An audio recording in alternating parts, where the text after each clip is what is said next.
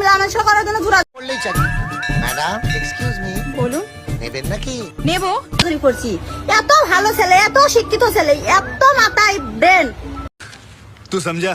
हाँ नहीं तू समझा नहीं। তাহলে আমি একটা মেয়ে 2 বাচ্চার মা হয়ে জোরাজুরি করলাম, তার মায়ের করলো না, তার খালা করলো না, পরিবারের ये सब क्या देखना पड़ रहा है? अच्छा है मैं अंधा हूँ। কাউ করলো না। এর কারণটা কি?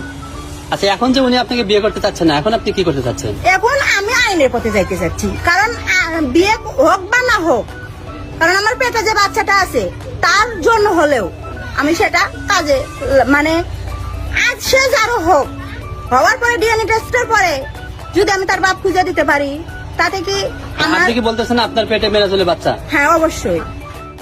ये भगवान क्या जुल्म है? প্রমূল্যন দেখায়, যেমন আজকে 50 টাকা, কালকে 20 টাকা, এভাবে টাকা পয়সা দিয়ে ওর সাথে আমার শারীরিক সম্পর্ক করতে পারে।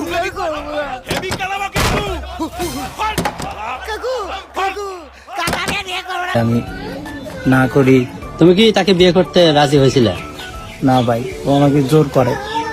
মানে এখন তোমার মতামত কি? এখন ভাই আমি তো বিয়ে করবো না।